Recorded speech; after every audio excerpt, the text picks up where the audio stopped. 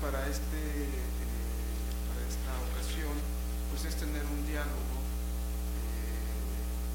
en torno a la oralidad como fuente,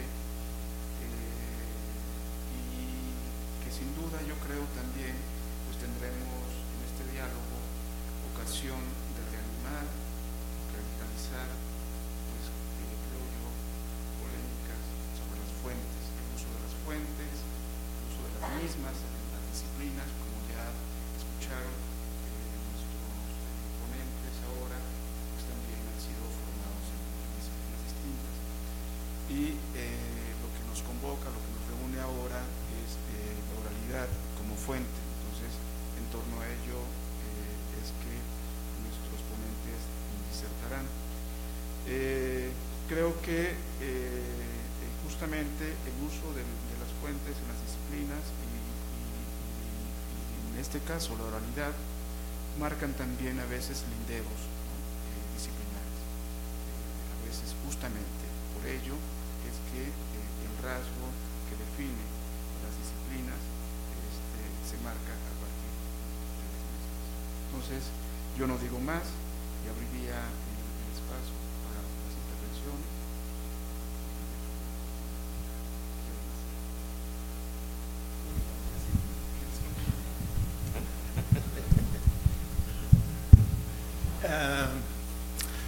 No sabía exactamente cómo era este formato, entonces me puse en un pánico para preparar como una mini conferencia, sabiendo que había poco tiempo.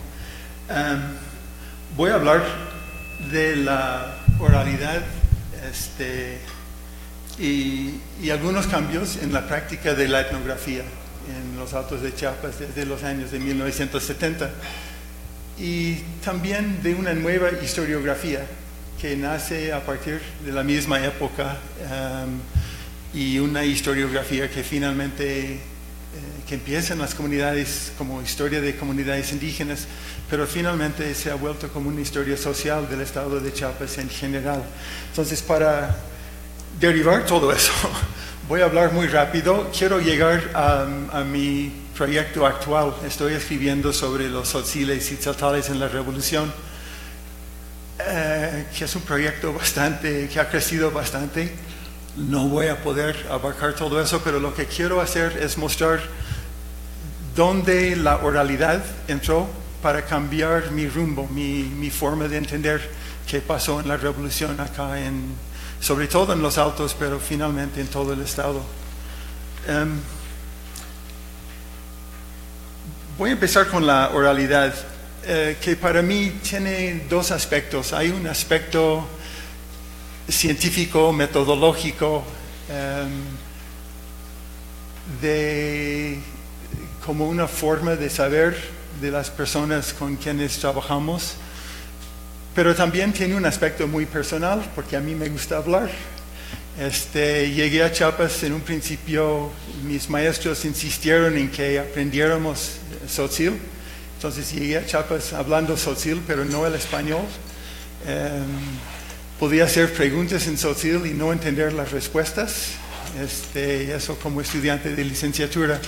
Cuando regresamos en los años de 1970, poco antes de la mitad de los 70s, mi propósito era estudiar no una comunidad. Mis maestros y los antropólogos que llegaron a Chiapas de los 40s hasta los 70s habían estudiado en comunidades, se habían internado en comunidades. Y eso porque se sabía muy poco relativamente y realmente de la vida de los indígenas de Chiapas, de sus vidas íntimas de sus comunidades. Había muchos prejuicios, pero ciencia cierta que hacían adentro de sus familias y comunidades no se sabía mucho. Entonces los antropólogos mayores que yo, regresando a Soltax, pero mis maestros también en Harvard, aprendieron los idiomas, tzotzil y tzaltal en particular, y se quedaron en comunidades. Querían estudiar los rituales, formas de gobierno, formas de criar a hijos, pero todo adentro de la comunidad.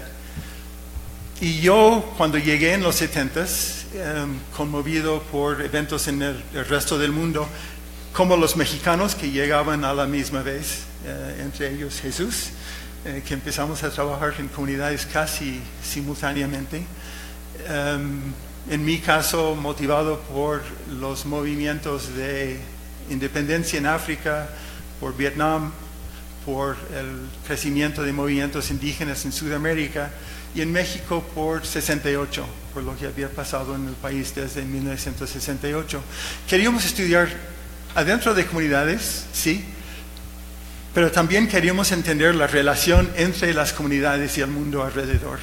O sea, la idea ya era abrir las comunidades, estudiar, en mi caso, a los chamulas como trabajadores en fincas, y las intervenciones del Estado en las comunidades. No tratar a las comunidades como lugares aisladas en islas. Sé que eso ya es la perspectiva común que compartimos todos, pero les digo que cuando nosotros empezamos no era nada común. Mis profesores dijeron a mí, mi compañero de la investigación, Roberto Wasserstrom, que si hacíamos eso ya no íbamos a ser antropólogos, íbamos a ser, sociólogos o peor, ¿no? Sin embargo, empezamos a hacerlo. Queríamos mostrar que las comunidades no existían en aislamiento. Entonces, entre las primeras cosas que se hicieron, se hizo un censo demográfico y económico en Chamula y en Sinacantán, dos comunidades que se habían considerado comunidades aisladas, que no habían cambiado mucho casi desde la colonia, y descubrimos que en el caso de Sinacantán, los sinacantecos solo obtenían 20% de su comida de su propia tierra. En el caso de la comunidad donde nosotros nos establecimos en Chamula fue 5%. O sea, los hombres de Chamula y Sinacantán pasaban la vida desde los 12, 13, 14 años trabajando en fincas, migrando por todo el estado de Chiapas para piscar café, para participar en la zafra, y traían dinero y comían de la agricultura tropical en general del estado. Otro impacto de esa concentración adentro de comunidades de los antropólogos mayores fue que el trabajo de campo en esos años, ya que vivo en Chiapas, sé que muchas personas pasan toda la vida en comunidades, pero el trabajo de campo consistía en un año en una comunidad. Y para cada antropólogo, antropóloga, ese año fue el año cero de esa comunidad. Entonces las descripciones son ahistóricas. Las visiones de las comunidades son que yo antropólogo que acabo de llegar, que esta comunidad es indígena, por ende no ha cambiado en 500 años. Y lo que yo veo es mi base para entender la historia que va a pasar después. ¿Sí? O sea, ahora suena loco, pero era la visión. Y si leen las etnografías de los 50s y 60s, esa es la visión. Estamos hablando de personas que prácticamente no han cambiado, cuya cultura no ha cambiado, y estamos suponiendo que el cambio se va a dar de aquí en adelante. Nosotros, en cambio, empezamos a caminar a fincas con personas de los Altos, a trabajar. Yo y mi familia fuimos varias veces a trabajar con cuadrillas de chamula en los valles centrales, en fincas de maíz. Y en esas andanzas platicábamos, y ahí entra la oralidad. Cuando uno empezaba a preguntar sobre fincas, sobre indigenismo, sobre escuelas, sobre relaciones con el gobierno, resulta que los tzotziles tenían mucho que decir. Sabían que el mundo había cambiado en sus propias vidas y sabían de los cuentos de sus padres y abuelos y bisabuelos, e historias que son bastante exactas, hasta con 150 años de distancia, de cosas del pasado. Entonces era posible reconstruir una visión de adentro de una comunidad, de una historia mucho más larga que el año de estancia como etnógrafo. Y sabían de los ladinos que habían estado en contacto con ellos. Los que habían trabajado en fincas conocían a los enganchadores, que ya no existen en San Cristóbal, pero en la historia de San Cristóbal en el siglo XX hasta los años de 1980, San Cristóbal era como el embudo donde pasaban los trabajadores indígenas buscando trabajo en fincas. Llegaban acá, recibían un adelanto e iban a la finca. Las personas que trataban con ellos hablaban tzotzil y tzeltal. Eran ladinos criados en comunidades y que habían vivido todas sus vidas en contacto con las comunidades indígenas y sabían muchísimo de esas comunidades. Bueno, los etnógrafos antes de nosotros veían a esos hombres como hombres con prejuicios muy fuertes que trataban muy mal a los indígenas y no eran personas con quienes hablábamos. Además de ellos empezamos a hablar con arrieros. En los altos de Chiapas solo había brechas todavía en los años 70 para ir de acá a San Andrés, la Reinsar, que queda 15 kilómetros. Era fácilmente una hora, podía ser hora y media en tiempo de lluvias. Para ir a las comunidades no cerca de las cabeceras, uno tenía que caminar. Eso todavía es hace 40 años. Entonces había arrieros, había hombres que cruzaban todos los altos comprando café. El nombre feo para ellos era coyotes. Compraban a precios bajos para poder vender y tener una ganancia. Vendían cosas en las comunidades. Entrevistábamos a ellos, entrevistábamos a maestros de escuela, entrevistábamos a los indigenistas. El indigenismo empezó en Chiapas en los años de Cárdenas, en verdad un poco antes. Y todo ese rastreo de personas nos empezó a dar una idea de la historia de Chiapas desde los años de 1930, de testimonios de primera mano. Pero las personas también empezaron a presentarnos con documentos. Los indígenas que habían ido a congresos en los 30 tenían todavía las convocatorias y fotos. Y los enganchadores tenían sus libros de cuentas. Entonces empezamos a ver todo eso. No había archivos todavía. Los que trabajan en Chiapas ahora tienen que imaginarse que los magníficos archivos que tenemos, los papeles estaban en almacenes, pero no había archivos. Entonces empezamos a trabajar sin documentación. Descubrimos sus archivos hacia el final de nuestra estancia y empezamos a averiguar fechas y detalles de cosas que nos habían contado. Bueno, a dónde voy con esto es que hay como una apertura de la etnografía. Hacer una etnografía que considera a las comunidades como comunidades con historias que se pueden conocer, que nosotros observamos una etapa muy breve de la historia que sigue después de nosotros. Y empezamos a construir historias del contexto de las comunidades, que son finalmente la historia de la región, no solo de los indígenas. Y no solo yo y Roberto Wasserstrom, había toda una generación que llegamos casi juntos, no nos conocimos en un principio. Antonio García de León llegó el mismo año que yo. Jan de Vos llegó unos meses después, en verdad. Jesús empezó a trabajar en la región Chol.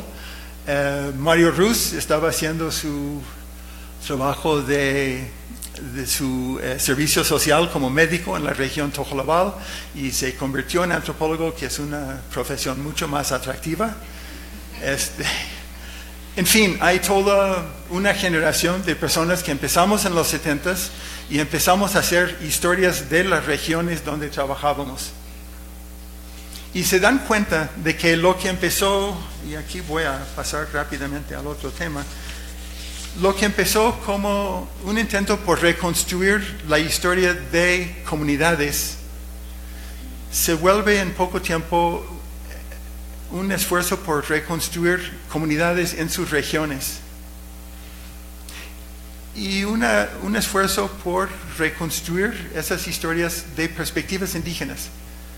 Y nosotros no éramos indígenas.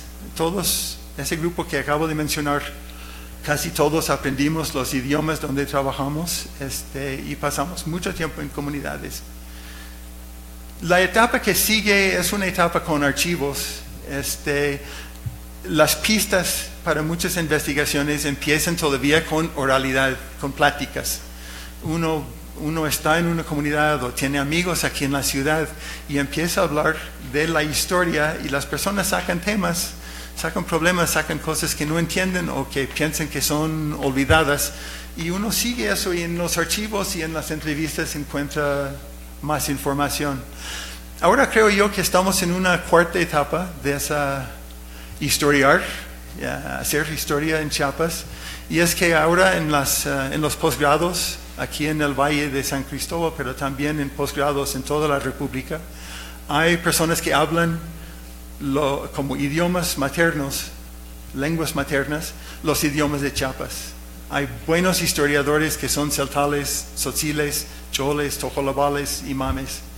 Y entonces creo yo que estamos entrando de nosotros indígenas postizos, no sé cómo llamarnos, que habíamos aprendido los idiomas como adultos. Estamos empezando a tener ya historias, y hay una muy bonita del Colegio de Michoacán hace unos meses, una historia del cambio en Michoacán, como el cambio en Noschuk, como resultado del INI y de misioneros, pero completamente a base de entrevistas con viejos celtales.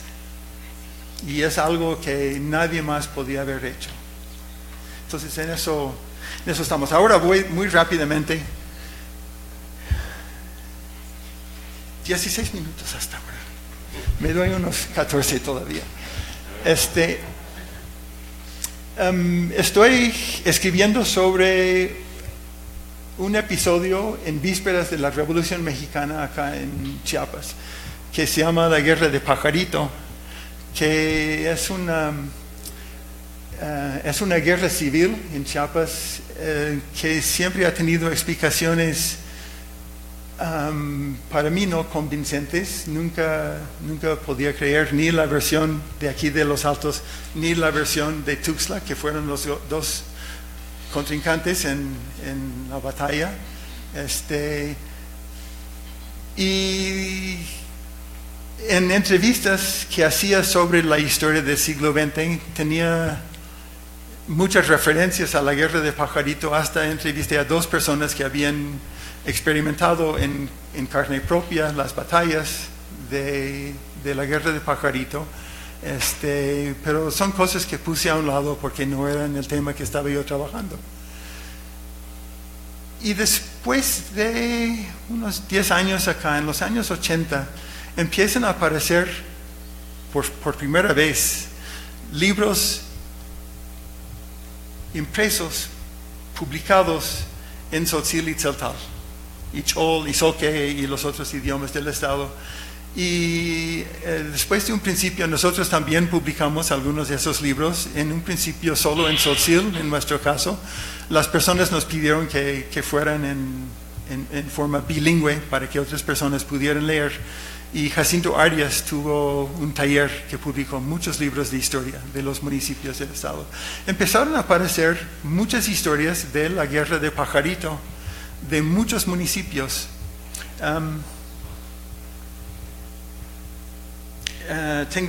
Voy a brincar un poco.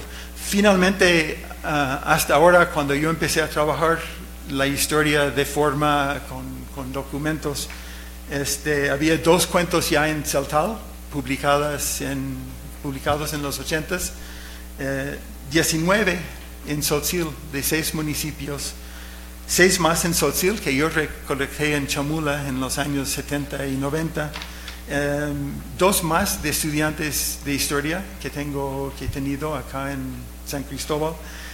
O sea, son 30 relatos de la Guerra de Pajarito en idiomas mayas. que no han sido filtrados por historiadores que hablan español o que hablan otros idiomas. Y tengo también 7 relatos de indígenas, de ladinos que han vivido todas sus vidas en comunidades. Interesantemente, las historias de los ladinos de Chenaló, San Andrés y Tenejapa son prácticamente la misma historia que las historias indígenas. No es la historia oficial ni de San Cristóbal ni de Tuxtla Gutiérrez, sino las personas cuyas familias estaban en el lugar de los hechos tienen la misma historia. Ahora, ¿cuál es la historia? Para reconstruirlo tuve que regresar un poco atrás, antes de 1910. Esto va a ser súper breve, van a tener que leer el libro. O sea, nos vemos acá en 15 años, quién sabe. En los años de 1880, San Cristóbal y Chiapas, que había sido un espacio más o menos aislado, pues hablaba hace un rato de lo aislado que fue San Cristóbal todavía en fines del siglo XX, pero si se imagina el siglo XIX, la comunicación con Chiapas fue difícil, los puertos casi prácticamente no existían. Sin embargo, personas que querían fundar fincas para producir cosas agrícolas tropicales veían en Chiapas una posibilidad de inversión y de desarrollar negocios que podían exportar al mundo. Y el gobierno mexicano les ayudó, les dio facilidad para conseguir terreno. Para 1910, antes de la revolución, había 80 grandes fincas de café en el estado. Había un complejo de fincas en el norte poco más allá de los Altos de Chiapas, en el municipio de Tumbalá, que pertenecía a la compañía German American Coffee Company, que tenía 10,000 hectáreas en total en varias fincas. Toda la población del municipio, toda la población chol del municipio de Tumbalá se había convertido en cosa de 15 años en acasillados, en peones endeudados de la finca que había robado su tierra. En todo el estado, todas las comunidades indígenas perdieron tierras. La finca más grande de hule en el mundo estaba en Chiapas antes de la revolución. O sea, gran parte del estado, las mejores tierras habían sido, ¿qué podemos decir? No hay una palabra bonita, habían sido robadas por compañías y inversionistas de otros lados, mexicanos también. Muchos mexicanos también tuvieron fincas. Ahora el problema, esta foto supuestamente, si lo pueden ver, demuestra cómo se desmontó buena parte de los bosques de tierra caliente en Chiapas para sembrar, en este caso, café. Y si pudieran ver toda la región del Soconusco en particular y la región en el norte de Palenque, extendiendo hacia Chilón y Ocosingo, se había desmontado gran parte de los bosques para sembrar plátanos, cacao, chocolate, café, y la exportación era muy grande. Ahora, estas regiones no son regiones de mucha población indígena. He marcado los departamentos del estado donde ocurrió la mayor parte de la finquerización, sobre todo el Soconusco y arriba en Palenque, cruzando Simo-Jovel y parte de Chilón. La cosa es que en Chiapas las 2/3 partes de la población indígena que iba a ser la mano de obra para todas esas fincas vivía en los Altos. Había 150,000 campesinos indígenas en Chiapas a fines del siglo XIX y más de 100,000 vivían en las casas, la parte norte de Comitán, no todo Comitán, Simo-Jovel y parte del departamento de Chilón. Entonces el problema para el Estado y para los finqueros era cómo canalizar a esos indios a nuestras fincas. cómo hacer productivos a indios que veían los inversionistas de fuera como personas perezosas, que no hacían nada, que pues, cultivaban sus propias milpas y vivían sus propias vidas, pero no producían para el mercado. ¿Cómo canalizar a esa gente a las fincas? Y a partir de los años de 1890 hay una serie de medidas, nuevos impuestos, que para pagar los impuestos uno tenía que trabajar y recibir dinero en efectivo.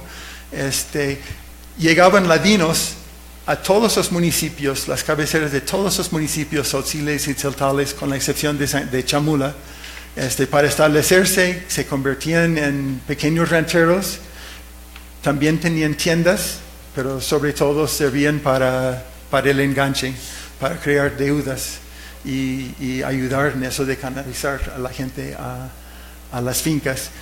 Y en el proceso, en los altos, donde la tierra no es tan productiva, quitaron tierras, convirtieron a los indígenas en los altos, también en acasillados. En lugares como Tumbalá, más al norte, donde las tierras son más tropicales, convirtieron a toda la población en trabajadores en las fincas. En el caso del municipio de Chilón, para 1910, 95% de las familias indígenas de Chilón vivían en fincas. O sea, fue un proceso brutal en todo el estado. Y fue un proceso, tiene otro aspecto. La población indígena había sido el recurso de la gente de San Cristóbal. San Cristóbal, la capital del estado, hasta 1892, estaba en medio de la población indígena. Y San Cristóbal había convivido con la población indígena por, a ese punto, 300, 400 y tantos años. Los comerciantes y los inversionistas se habían estacionado en Tuxtla Gutiérrez, en Tierra Caliente, donde encontraban una atmósfera comercial más a su gusto y donde tenían acceso más fácil a la costa y al resto de México. Ahora, cuando el gobierno en Tuxtla, a partir de 1892, empezó a canalizar a la población indígena de los Altos a las fincas, estaban quitando el recurso a la élite de San Cristóbal. Porque había fincas acá también, pero eran fincas tradicionales, donde las personas que vivían al lado de la finca trabajaban ciertos días del mes o cierto tiempo, pero era una relación mucho menos, no quiero decir menos explotación, pero no era tan duro como la relación de las nuevas fincas. La población de San Cristóbal, ladina, la población hispanohablante, se había acostumbrado a convivir, a mantener a las comunidades.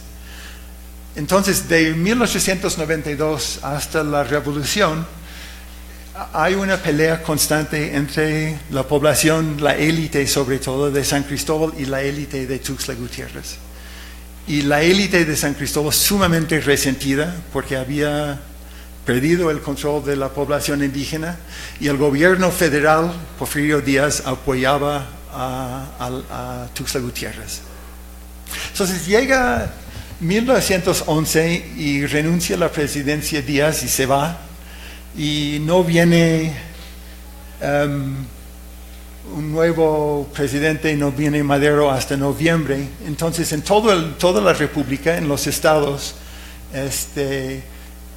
empiezan a haber competencias para controlar los gobiernos. En el caso de Chiapas, San Cristóbal nombra un gobernador y se autonombra capital otra vez del estado, y Tuxtla nombra una serie de gobernadores y empiezan a competir. ¿Quién va a ser el gobierno revolucionario de Madera? Y los coletos, los sancristobalenses, que eran en realidad más conservadores, se declaran los verdaderos maderistas y revolucionarios, y empiezan a organizar un ejército entre los indígenas de los municipios alrededor. Y ahora vamos a... Bueno, esos son alemanes con sus trabajadores de los Altos. Esa es una foto del Soconusco, ya después de la revolución.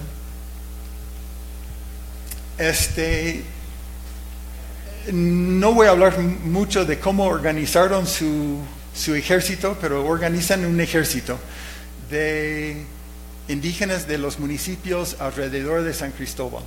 Y todas las historias, las escritas en San Cristóbal por los hispanoparlantes y las escritas en Tuxtla Gutiérrez, hablan de ese ejército, que en una ocasión se organizaron 10,000 personas indígenas para un desfile ante el gobernador opuesto de Tuxtla Gutiérrez para impresionarlo con lo fuerte que era San Cristóbal.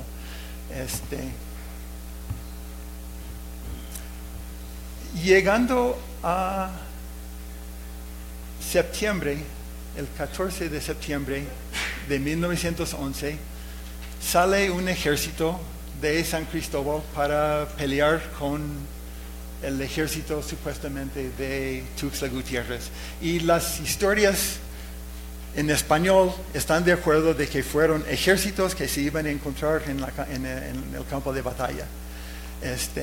Se organiza en San Cristóbal una caballería, se llama la Brigada de las Casas, casi todos a caballo, y la infantería iban a ser los tzotziles y tzotales que habían acudido a la causa de San Cristóbal. No sé si pueden ver esto. Los municipios marcados son los municipios que en todas las historias reconocen como municipios que participaron del lado de San Cristóbal en la pelea con Tuxtla. Para fines del verano de 1911 había entre 3 y 4 mil indígenas, hombres indígenas de esos municipios en la cabecera de Chamula, preparándose supuestamente para pelear. Pero cuando lees los cuentos en Tzotzil y Tzeltal, hay muchos municipios más. Y las historias de los municipios más lejos de San Cristóbal son otras, no son las historias de los municipios, sobre todo Sinacantán y Chamula, que son los municipios que tuvieron más que ver con San Cristóbal, donde la versión de 1911 hasta la fecha es la versión ladina. Los rebeldes, los que se habían unido al ejército por otras razones que las convencionales, fueron corridos de esas comunidades después de 1911 y viven en otros lados. Entonces las historias que quedan aquí cerca de San Cristóbal, hasta en Tzotzil, son las historias ladinas. Las historias más lejos, hasta en Panteló, Chilón, ahí muy arriba, hablan de una guerra en que no era guerra. La idea era organizarse y sacar a los ladinos de sus cabeceras, principalmente eso, y obtener que regresaran sus tierras, y pues en el proceso también acabar con los impuestos y acabar con el enganche, o sea, regresar al status quo ante, ¿sí? Y resulta que en las historias de los municipios más lejanos, lo que ellos cuentan es que llegaron mensajeros de Chamula y de los municipios cercanos a San Cristóbal durante el verano de 1911 y nos informaron que iba a venir un ejército de indígenas de cerca de San Cristóbal, que nosotros teníamos que estar listos cuando llegaran y juntos íbamos a sacar a los ladinos. Y las historias también dicen que el mandato a todos era no herir a ningún ladino, no matar a nadie, no herir a nadie, simplemente amarrarlos, arrestarlos, llevarlos a la frontera de San Cristóbal y soltarlos. Y entrevisté a un hombre que fue arrestado así en Panteló, y es la historia que él cuenta, que fueron sumamente respetuosos, pero le dijeron que no regresara.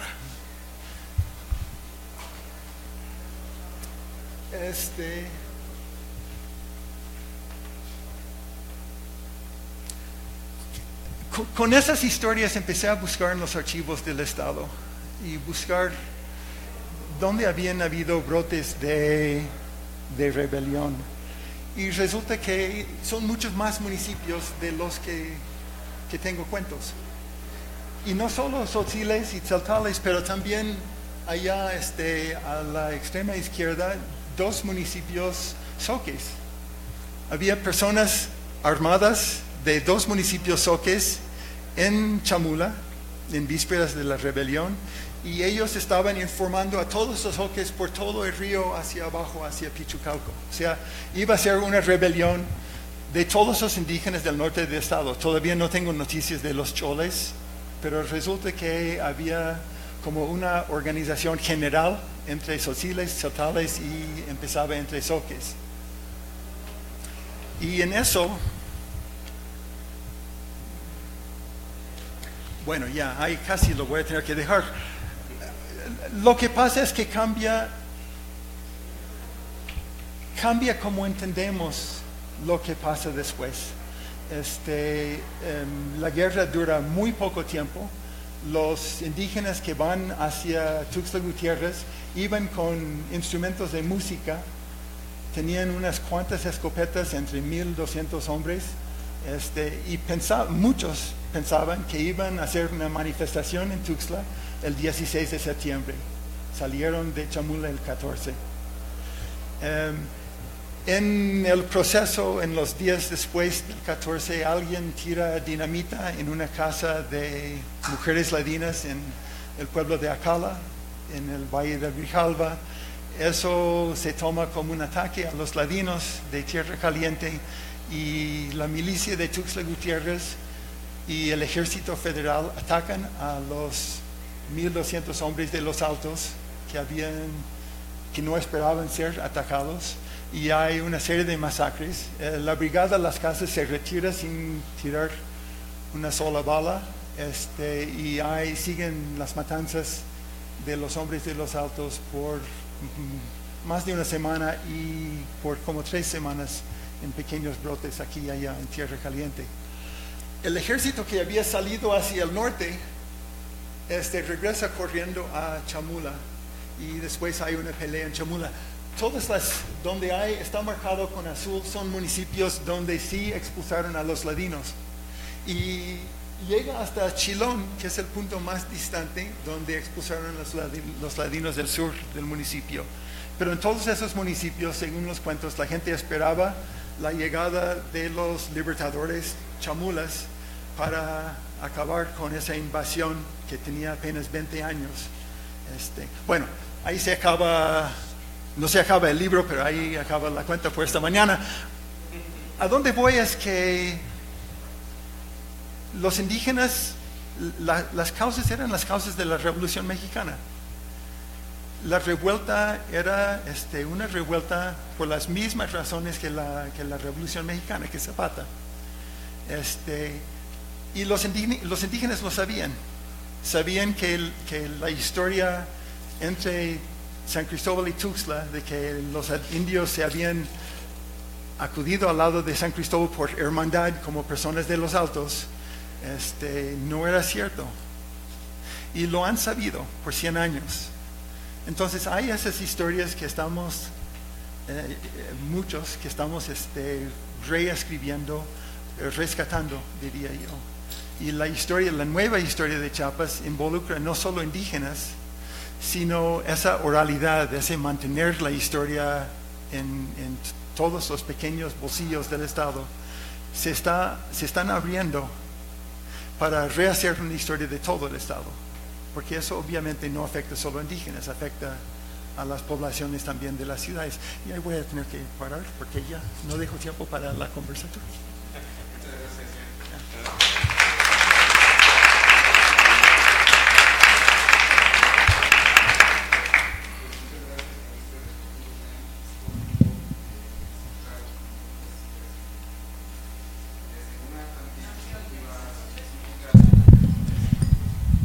Metodológica, pero también experiencial. Damos la palabra al doctor Jesús Morales. Buenos días. Como comentó el doctor Jan, yo tampoco tenía idea del formato de este diálogo, vamos. escribí un texto, tampoco lo voy a leer todo, vamos, alguna parte sí, pero la conversación de Jan pues me hace recordar una época de mi vida pues bastante rica. Éramos jóvenes, Jan era joven, nos conocimos, si no me equivoco, en el pueblo de Yajalón, allá por el año 74, 73. Yo llegué en 73 directamente al pueblo de Sabanilla y pues tenía intereses de llegar ahí. Un interés particular era la organización pues campesina, independiente, dentro de una preocupación de cómo sumarse a un movimiento mayor en el país, sabiendo que en la Ciudad de México, en otros lugares, había jóvenes que estaban interesados en una organización política, pues con intereses muy claros de transformación social. El horizonte pues era el socialismo, y yo tenía claro que si bien conocía la Ciudad de México, no conocía los secretos de la ciudad, no me podía mover en ella, pero sí podía, lo sabía bastante bien, moverme en el campo. Por muchas razones yo había caminado del estado de Chiapas, fuera del Soconusco, pero el resto del estado lo había caminado a pie, casi todo conocía a pie, como decía Jan. No existía caminos, las carreteras eran muy malas en algunos lugares, lo demás eran brechas y muchas horas de camino, y pues yo tuve la oportunidad de conocer muchos lugares caminándolos a pie. Sabía relacionarme con gente campesina y hay una lengua intermedia, vamos, una lengua antigua que se daba en Chiapas, que es el voceo, y todos nos entendíamos en un voceo con muchas variables. El voceo con indígenas era determinado, con campesinos, con habitantes de otros lugares del estado. Había una comprensión completa a través de una lengua intermedia que se llamaba el Castilla. Eso se fue acabando a partir de los años 60 del siglo pasado, pues con los nuevos programas educativos que ya condujeron a una homogeneización lingüística del español, más o menos como se habla en la Ciudad de México, digamos, más correcto, que desmanteló en todos los jóvenes esta estructura del viejo Castilla, vamos, ¿no? Bueno, yo llegué a esta región y aparte de esa preocupación de carácter político que luego va a tener una concreción en el trabajo que me toca organizar ya con otros compañeros, incluida una parte de la diócesis de San Cristóbal, es el Congreso Indígena, del que publiqué un artículo en el año 92. Pero más allá de eso yo tenía preocupaciones de carácter literario y un poco quizás mi vínculo con la oralidad, que es lo que me pidieron a mí que conversara, es como la ocupación de la oralidad en términos del quehacer literario, vamos, ¿no? Lo que ha comentado Jan pues me remueve las entrañas, porque me sitúa en una época que sí me transformó radicalmente mi vida, vamos, ¿no? Dentro de estas transformaciones ocurrió la posibilidad también de relación con movimientos indios latinoamericanos de Bolivia, Perú, Chile, vamos, Chile en menor escala, de otros lugares del continente, y la participación que me cupo también de estar en el primer y segundo encuentro mundial de pueblos indígenas, y haber tenido también el gesto pues inmerecido pero noble del gran jefe indio del Canadá, George Sanders, de que me tomara como hijo adoptivo. Lo recuerdo a él, hace unos pocos años ha muerto, y pues esa impronta pues camina también conmigo. Bueno, decía que la literatura era quizás la mayor de las pulsiones de mi vida, lo sigue siendo. Por cuestiones también de diferente orden, he tenido que trabajar otro tipo de cosas. He leído prácticamente los libros de todos mis compañeros del CESMECA, que no siempre fueron de mi interés, pero como algún tiempo fui director de la institución, para poder conversar con ellos, tenía que leer sus trabajos para ver qué estaban planteando, en qué estaban interesados. Eso, por supuesto, me dio una gran riqueza. Aprendí mucho de los arqueólogos, por ejemplo, muchísimo, de los politólogos, etcétera, y sigo aprendiendo. Pero eso no merma lo que es central para mi vida, que es la preocupación literaria. Yo debo decir que dentro de mi formación conocí la literatura clásica latina, y la conocí en latín, la literatura clásica griega y la conocí en griego, y la literatura clásica española también la conocí la literatura moderna francesa en francés, en fin. Y un poco como que ese universo literario, ese universo poético, narrativo, mítico, dramático, vamos, era como el que estaba en el centro de mi preocupación. Yo me aspiraba también como un escritor literario, pero al estilo de la literatura clásica. No sabía cómo se podía producir algo clásico en la época en que me tocaba vivir, ahí en los años 60, vamos, ¿no? No sabía cómo hacer los años 70, cómo construir un poema clásico. Bueno, yo nunca me consideré poeta, me consideré escritor. Entonces no sabía cómo podía escribir algo clásico y no podía estar hablando, vamos, de Saturno o de Zeus o de Minerva o de Diana la cazadora. No podía hacerlo en una región chiapaneca o mexicana, pero un poco como los metros y todo eso, pues sí. Pero vamos, ocurrió que dentro de estas intereses, preocupaciones, pues ocurrió que fui asaltado por otro tipo de inquietud y otro tipo de voces que se tendrían que colar a mi trabajo escritural. Voy a leer mejor esta parte porque si se las improviso no la voy a poder decir y la tuve que meditar. Finalmente, como soy un hombre de letras, yo creo en las letras. Entonces, como escribí, voy a ser más fiel al texto. La primera conversación campesina la tuve con Rosario, el encargado de la ermita de San Francisco en el pueblo de Moyos.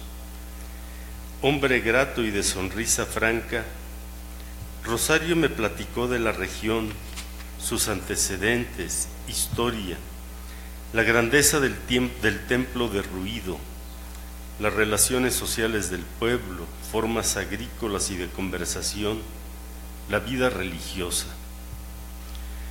Rosario fue siempre mi amigo y se mantuvo permanentemente en el ámbito religioso. Por razones que he enunciado en mi trabajo testimonial sobre el Congreso Indígena, me cupo caminar la geografía agreste del norte de Chiapas, a pie toda ella, como luego haría a pie buena parte de la selva. Para cada caminata, los campesinos me asignaban algún acompañante, amigo entrañable las más de las veces. Las más de las veces, Agustín Álvarez Parcero de El Ceibal y Manuel Vázquez Pérez de La Planada. Boca de miel el primero, Agustín era boca de miel, y mi compadre, espejo de mi alma el segundo. Las caminatas me eran conversación y aprendizaje. había adentradome en la lengua chol y los caminos me la mostraban viva. Oye a Mucuy, por ejemplo, me decía Agustín, y yo preguntaba, ¿cuál? La paloma esa. ¿Y por qué Mucuy? Porque siempre llora. ¿No la oyes cuando canta que se lamenta? Mucuy, Mucuy, Mucuy. Es que todavía se acuerda de los tiempos de inundación cuando se acabaron los mundos. ¿Y cuándo fue eso? No lo sé. Ya nadie se acuerda de los relatos de antes. Solo de eso me acuerdo yo. Solo de eso mi papá don Diego. Mira, mira, me decía en otro momento. Ese es Tiochtioselén. ¿Tío qué? No, Tiochtioselén, el pájaro carpintero. Ah, así se dice. Sí, ¿no oyes cómo hace con su pico? Tioc, tioc, tioc. Otro día, él mismo u otro acompañante a quien preguntaba qué fueran esas como canastas de paja pendientes de las ramas de los árboles, me decía, esas que cuelgan como canastas son nidos de zacuas. ¿Y qué son las zacuas? ¿Miras esos pájaros volando más alto? Son las zacuas. Escucha cómo cantan. Zacuá, zacuá, zacuá. Y mira, ahí va Pejpem, la mariposa azul de alas grandes. Cuando pasa cerca volando, se oye su sonido.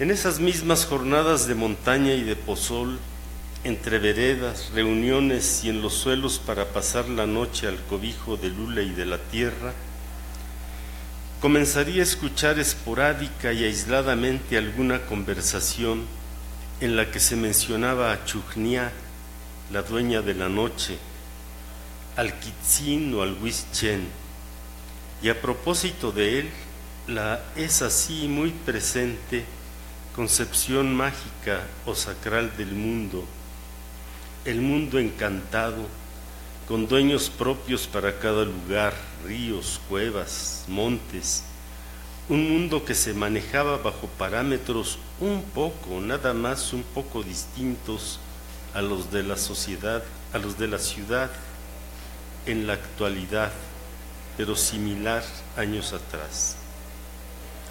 Y esa Chujnia, dueña de la noche, comprendería yo tras largas cavilaciones, construía su nombre a partir de sonoridades de la naturaleza o de los gestos humanos o de los animales. Cierto chisporroteo de resinas en los braseros. Nia, Oma, Omam, contracción de la expresión mamá en muchas lenguas, conjuntadas dan a entender madre de fuego, madre de las luces estrelladas o de la luna, madre luna. De forma similar comprendería el tránsito de los sonidos wits, wits, wits, de parvadas de pájaros en la montaña, a conferirle a esta la nominación de wits, o cerro y chen, la sonoridad de algo suave, ligero o leve eco, para acuñar wichen, espíritu al lado de las cuevas o cerros, forma de nombrar a quien auxilia a los muertos para llegar a la cima paradigmática, el mundo subterráneo. Digamos de Ixik, sea la expresión de asombro ante la belleza deslumbrante, como expresar Ixik a boca abierta y quedar con la boca abierta ante la aparición sorprendente de la mujer, que eso es Ixik. Voz para nominar a mujer, y la mujer en su manifestación de prodigalidad y vida engendra vida y la dona al mundo en sus hijos para vida perenne de los hombres. Como metáfora de la reproducción de la vida, de engendrar y producir, la mujer es equiparable a la tierra pródiga, como diría Agustín Yáñez, por cuanto su nombre muta para designar el producto por excelencia del hombre mesoamericano, el maíz, cuya voz en lengua chol dice Ishim. Y la vida perenne de los hombres en el mundo se alcanza a través del alimento proveniente de Ishim y de Ishik. Guarda sentido, creo yo, el comentario de Bernardino de Sahagún cuando escribe que cuando nacía un niño se le encomiaba diciéndole: es tu salida al mundo, aquí brotas y aquí floreces, y se le cortaba el ombligo sobre una mazorca de maíz. Más cosas aprendería yo también y pensaría después mucho con autores, con Bart van der Leeuw, con La rama dorada de Foster, pues con Griol, que hizo un espléndido libro sobre la cosmovisión. Lo que yo no sabía y poco a poco me fui dando cuenta es que me asomaba a una dimensión relativamente inexplorada y atractiva, la de la oralidad, en su doble función, de tradición y de dicción. Los retazos de conversaciones con Agustín, con Manuel, con Belisario, tantos compañeros y amigos, se prolongaron con personas de mayor edad en los ejidos de Sabanilla, de Tila, de Salto de Agua y de Tumbalá. Se entrelazaron con los conocimientos de Augusto Gébar en Tila y alguna vez en su rancho de Elimar. Augusto Gébar, un apellido alemán, un mestizo, nieto de algún finquero alemán, con mujeres indias y hablante perfecto de chol, ¿no? Comenzaba, sin habérmelo propuesto, el proceso de una escritura de una cosmovisión entonces fragmentaria en pos de integridad. Por su lado Augusto, por el mío yo.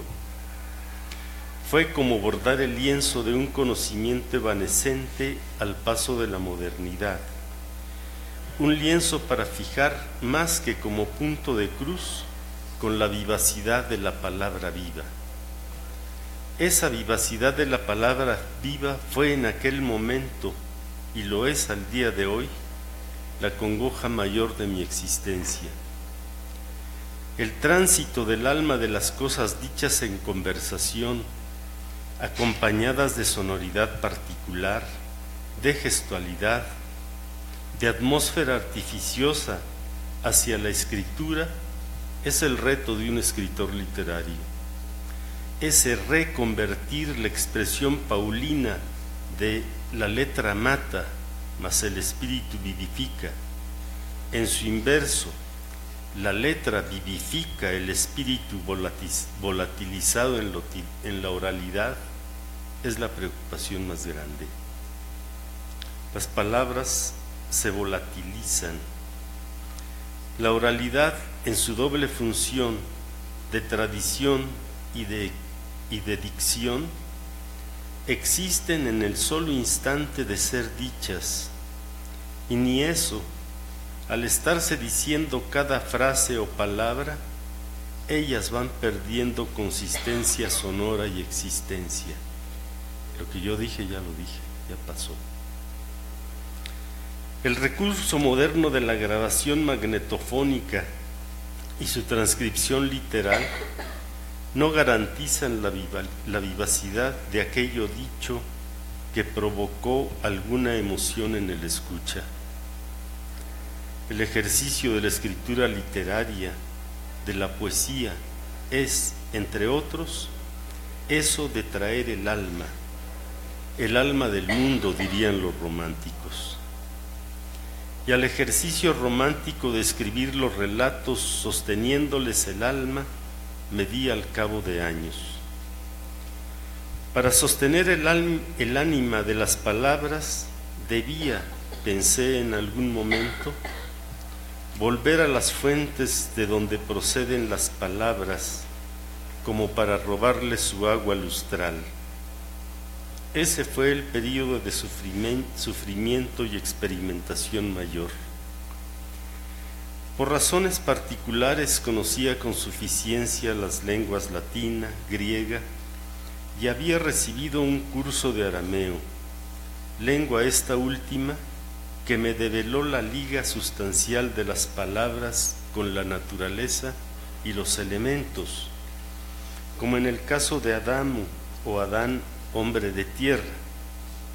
Algo similar había conocido con Mucuy en mis conversaciones, con Pejpem, Teochtiotzelen, Zacuá o Huitzchen, según he ejemplificado. En muchas de las formulaciones de la lengua se integraba la experiencia sonora de la naturaleza, según la percepción de los escuchas. Y si quería atraer su vivacidad, a la experiencia sonora debía ir, la onomatopeya como recurso inicial.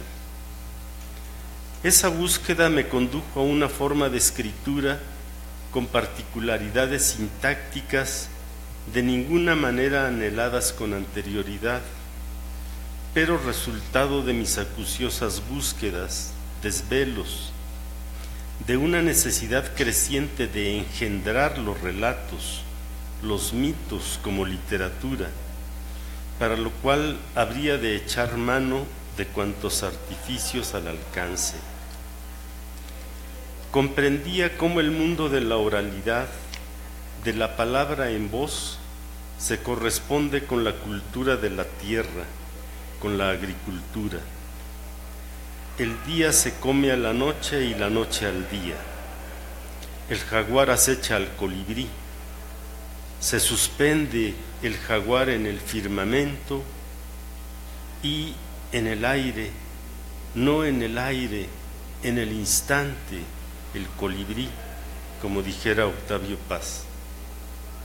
Todo transcurre con la lluvia, con el viento, con la tierra y con el sol, los 4 elementos que conforman la vida, los 4 elementos que sostienen a los 4 confines de la vida en cruz. Y como el viento que luye en la arboleda, así las palabras de los hombres transmitían a los hombres la vida y los significados. Y como el viento en las conversaciones de Agustín, de Manuel, de Belisario, en el vuelo de Zacuá o Mucuy, en el tesón de Teochtiotzelen taladrando la madera, decidí la inclusión de naturaleza, elementos, sus sonoridades, sus formas rebuscadas o barrocas de moverse a la manera de la sintaxis del latín, para mover las palabras en el texto, un mover la escritura en ciclo, en lentitud por la intemporalidad del tiempo, dando a cada persona o lugar su momento, sin prisa, pues así le llega a cada quien su oportunidad. Ese decir de los campesinos, pero también de la Odisea, entonces dijo su palabra, auxilió a que fuera cobrando textualidad. Es como una fórmula entre las muchas para vivificar la palabra oral en su tránsito hacia su ser escritura.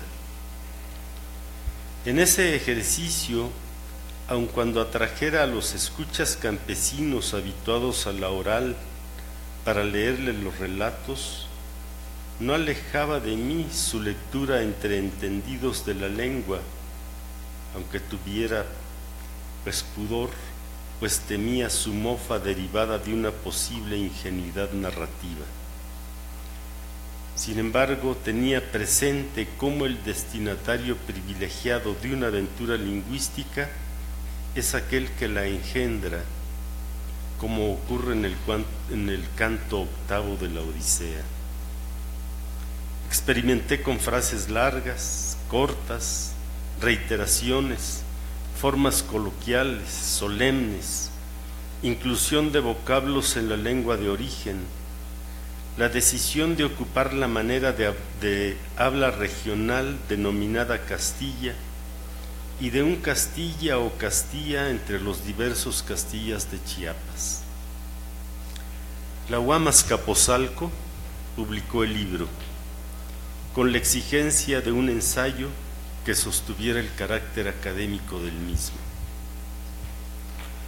Su impacto antropológico en aquel momento sobrepasó mis reticencias, derivó en abundancia de trabajo sobre oralidad, pero no hizo de mí un especialista.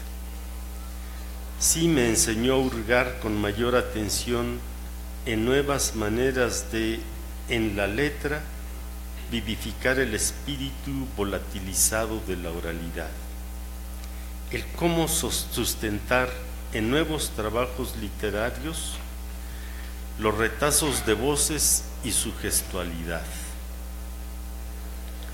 No he vuelto a ocuparme de la oralidad en su carácter de tradición.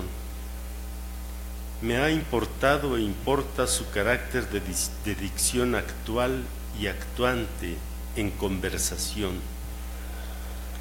Me ha cabido la fortuna de saber escuchar y querer escuchar todo cuanto a mi alcance, decible o no, y escucho. De cuanto escucho aprendo maneras, formas, estilos, sonoridades, alimento de una escritura literaria más que las anécdotas, pero también. Luego medito en cómo escribir las frases y el conjunto, ejercito, me atrevo. ¿Lo logro o no? No lo sé. Un primer libro de esa manera se denomina Memorial del Tiempo o Vía de las Conversaciones.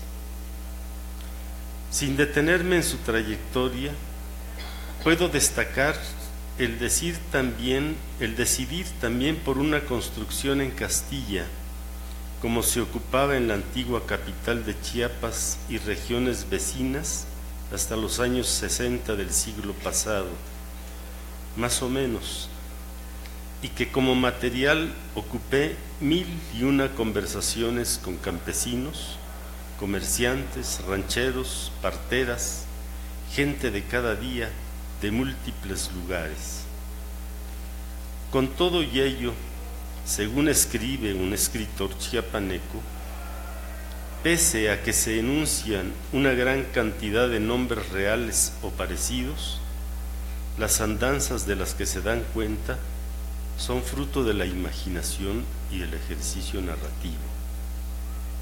Es, pues, de decir que nada existe inalterable sino trasvasado por el filtro de la imaginación, de las decisiones formales, lingüísticas, de los recursos de la memoria.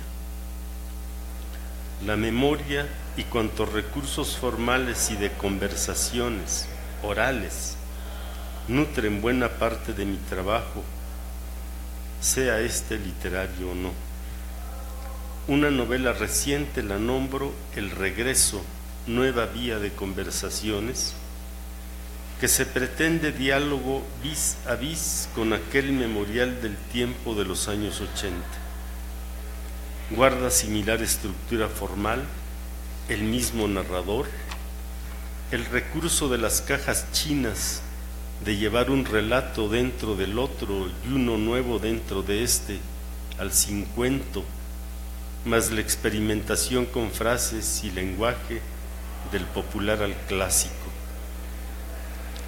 Puedo decir que aún en mi trabajo de depuración mayor en el uso de la lengua, como es la diosa de Oristano, existe el recurso a la oralidad y un homenaje a ella. El relato, convite, teje la escena de una comida abundante y larga, a lo largo de la cual se dilata la conversación, donde cada cual cuenta aquello que porta en mente.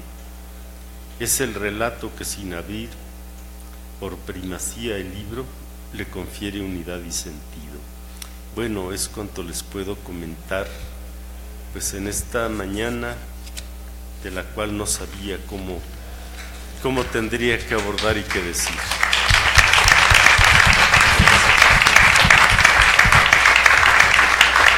Pues muchísimas gracias a nuestros dos ponentes, y pues yo más bien pasaría la palabra al público para entablar el diálogo, pregunta, intervención, todo. Bueno, sugeriría acercarse a los micrófonos. A ver, sí. Pregunta muy puntual. ¿Dónde creen que la oralidad aún puede llenar algunos huecos en nuestra comprensión de la historia regional?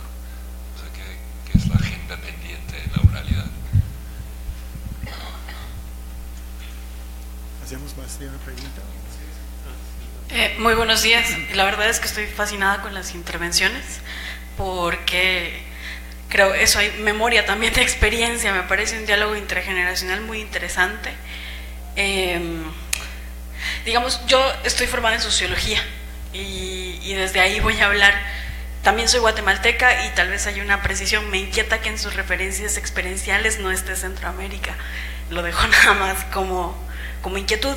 Pero me estaba pensando metodológicamente qué se busca a través de la oralidad. Digamos, creo que los dos relatos de ustedes nos hablan de materia distinta, ¿no? En un caso, rastrear hechos, coyunturas que hay que conectar con otros procesos más grandes o a otras escalas también. Y la categoría de palabra vivificada también me está como sonando mucho en la cabeza, pensando en otras categorías que usamos, ¿no? Subjetividad, experiencia, etcétera, ¿no? Eso, ¿qué se busca entonces con la oralidad? Y digamos, cómo cruzarlas con otras fuentes también, y pensando un poco también en cómo ustedes están haciendo relatos de cómo se hacía antropología o ciencias sociales, diríamos ahora, con recurso, tiempo bastante abundante, y hoy por hoy a nosotros no nos toca eso. Además tenemos así los tiempos del CONACYT aquí en el cuello y hay que graduarse en tiempo por aquello de la eficiencia terminal, digamos, cómo reflexionar desde su experiencia con las limitaciones que nuestra generación de investigadores enfrenta para el recurso, para utilizar ese recurso. Y también en esa clave de diálogo intergeneracional me estaba preguntando por las formas de comunicar los resultados. Es decir, la oralidad pasada de la escritura, hay una traducción, un esfuerzo de traducción también, ¿verdad? Y hoy por hoy quizás nosotros tenemos otro tipo de recursos, pues más audiovisuales, multimedia y etcétera. ¿Qué piensan ustedes de eso también, de cómo comunicar los resultados de las ciencias sociales en otra clave, que no sea solo la escrita?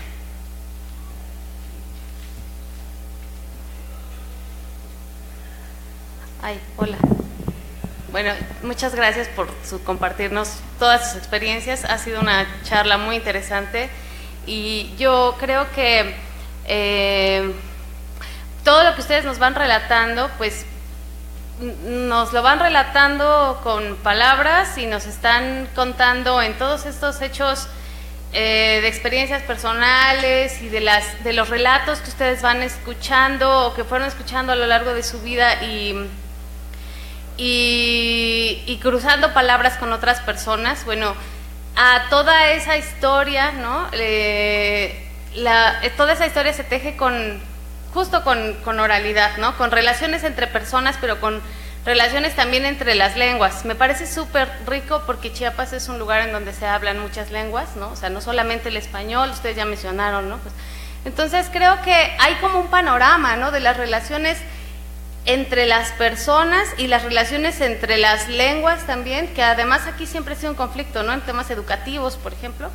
Entonces yo quisiera preguntar si sé que no hay una respuesta, pues, pero sé que en estos trayectos, ¿no? de vida que nos han platicado, hay como un panorama de las relaciones entre las personas y entre las lenguas, ¿no? que ustedes presenciaron a lo largo de sus experiencias de trabajo en esta región, y quisiera saber cómo es la perspectiva que tienen con respecto al cambio en ese panorama de relaciones sociolingüísticas, llamaría yo, ¿no?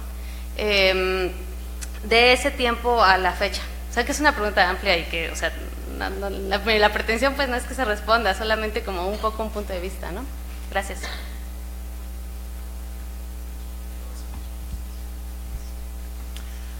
Para la pregunta de Tim, algo que no dije, pero que pensé mucho, es que Chiapas, para el tipo de cambio en la etnohistoria que mencioné, Chiapas es un lugar privilegiado. La falta de luz eléctrica todo el día, hasta los años de 1970, la falta de televisión, hacía que la gente acá contaba cuentos. Este es un lugar, no se imaginan, y había tiempo. Nosotros, si dejábamos la puerta abierta en los años de 1970, si alguien pasaba, te contaba el episodio más reciente del barrio Novela, y los indígenas que venían a la ciudad a las 6 de la mañana para esperar que abrieran oficinas a las 9 o 10, también te contaban cuentos. Entonces, antes era un lugar de cuentos. Yo recuerdo el choque que sentimos cuando fuimos a comer a la casa de unos amigos principio de los 80s, y después de la cena pusieron un video. ¿Qué es esto? ¿No? Y la verdad es que sí ha cambiado. La memoria de los jóvenes no es tan larga como la memoria de los abuelos que yo conocí. Los jóvenes en fiestas tienen la televisión puesta y están viendo, recuerdo hace unos años, Michael Jackson, ¿no? Es todo el día de la muerte de Michael Jackson, y sabían toda la letra de sus canciones. O sea, ha cambiado. Sin embargo, estamos haciendo hace varios años una historia oral de las colonias aquí de San Cristóbal, y todavía es posible entrevistar sobre hechos que las personas tienen presentes. Cuando empezamos, nos dijeron en una colonia que, pues qué lástima que estamos haciendo la historia oral ahora, porque se han muerto todos los viejos. Ríense, por favor, ¿no? O sea, todavía sí, estamos haciendo nuevos viejos todo el tiempo. ¿Sí? Entonces, en cuanto al método, sí hay un lujo de tiempo. Requiere esto, hay que darse el tiempo para escuchar, la verdad, y hay que darse el tiempo para no empujar demasiado, para escuchar los cuentos, dejar que las cosas descansen unos días y regresar, y que son conversaciones que uno tiene, y las personas empiezan a traer sus historias. Sin embargo, soy muy consciente de la presión del tiempo que tienen, sobre todo encima mis estudiantes, que tienen 8 semestres para terminar. Yo y Jesús terminamos nuestros doctorados después de mucho más que 8 semestres. Sin embargo, todavía las historias, las experiencias de las personas son donde empezamos. Y yo, en mi caso, busco después, si estoy haciendo historia, busco documentos. Si estoy haciendo trabajo sobre migraciones actuales o la ciudad, trato de recolectar datos, cifras y otros materiales para apoyar. Pero básicamente yo creo que nosotros como antropólogos, y yo creo que también como sociólogos, empezamos con las experiencias de las personas que estudiamos, y la cosa es ordenar esas experiencias y ver si se puede construir una narrativa de tanto mejor. Ahí lo dejo a Jesús. Pues unas pocas reflexiones sobre eso. Yo dije que de verdad no soy especialista en oralidad, pero el hecho de que saliera el libro en un momento donde no había muchos trabajos de oralidad, pues hizo que me invitaran a muchos lugares como especialista en oralidad, y tuve que leer, improvisarme como eso. Una de las cosas a que me condujo fue a dar unos cursos de historia oral, que no es lo mismo que la oralidad, pero es el recurso de la oralidad.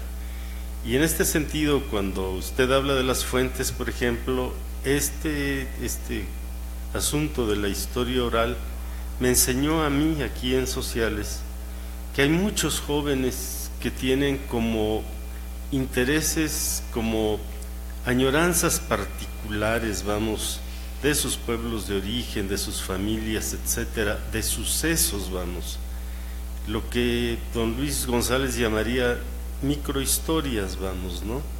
Y esas microhistorias yo creo que siempre se activan, siempre están, y los historiadores profesionales pues tampoco se pueden dedicar a eso y no se dedican, pero yo creo que también ameritan ser historiadas.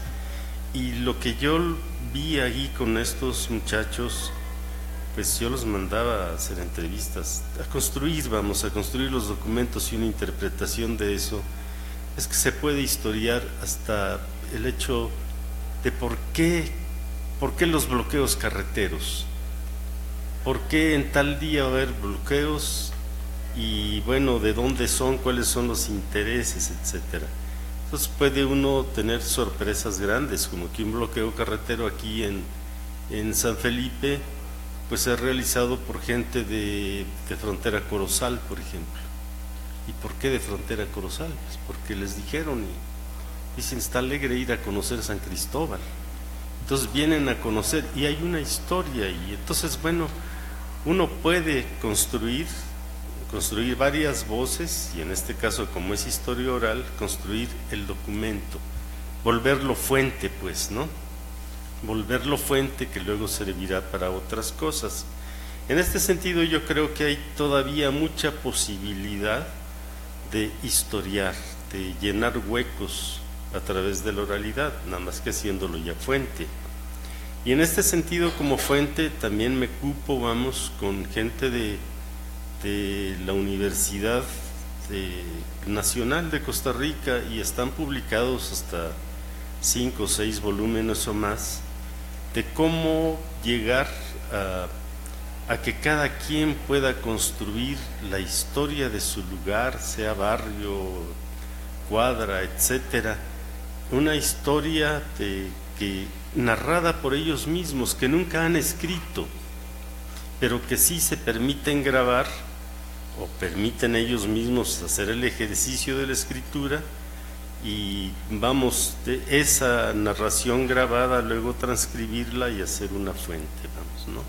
Una fuente que luego se ocupa por historiadores, por sociólogos, por antropólogos, por escritores literarios, etcétera.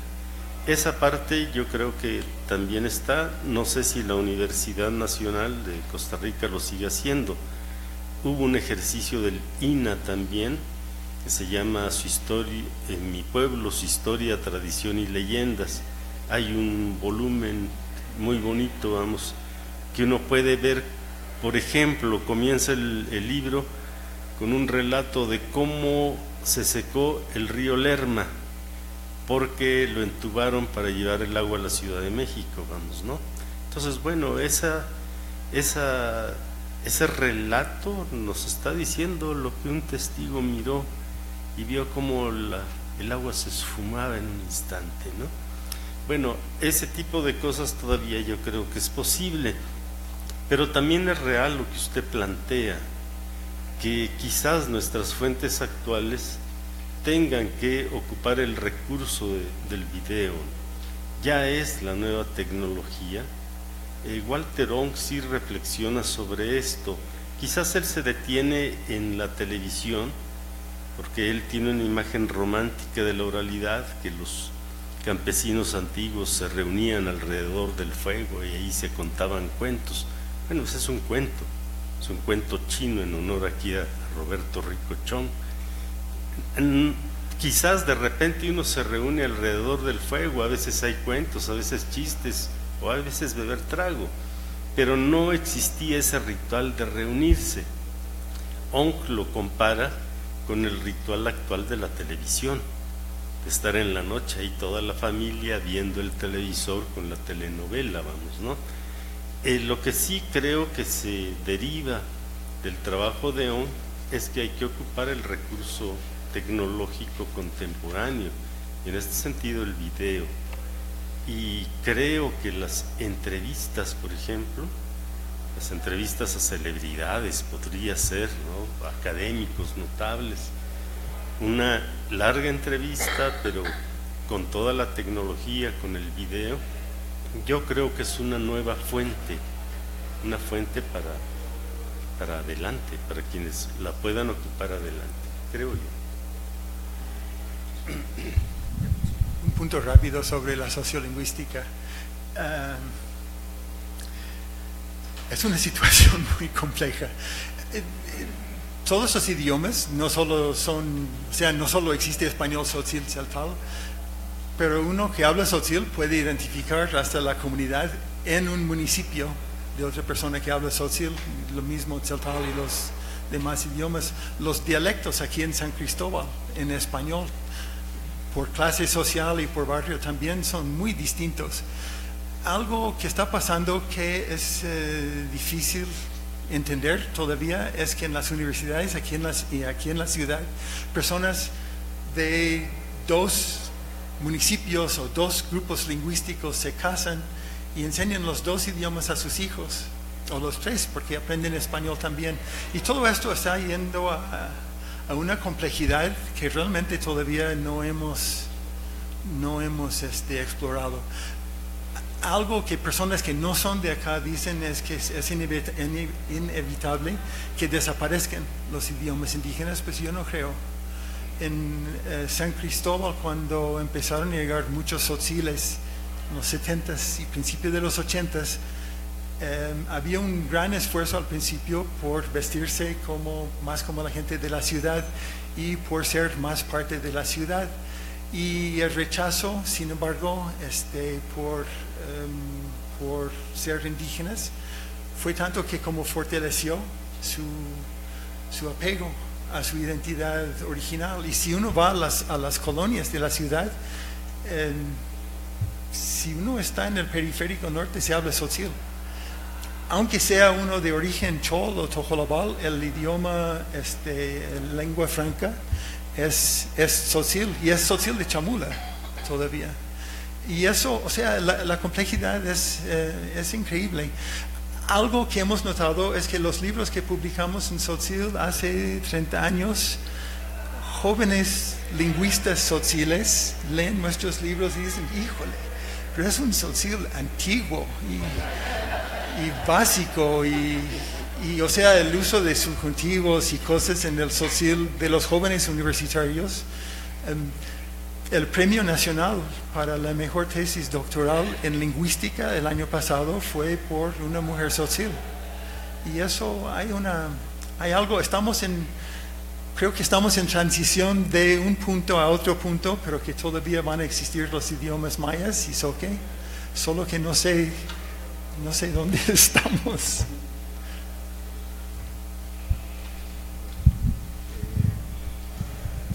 Es un diálogo muy rico, estamos sobre el tiempo y no sé, me lo permito anunciar, nuestros ponentes, autores, tienen también aquí algunos libros.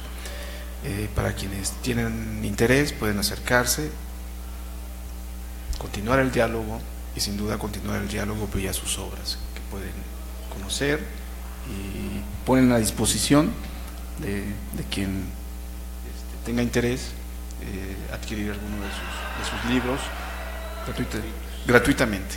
Entonces, con eso les agradecemos a nuestros ponentes y la invitación para continuar en la serie de actividades del día de hoy. Muchísimas gracias, de verdad. Muchísimas gracias, Ana.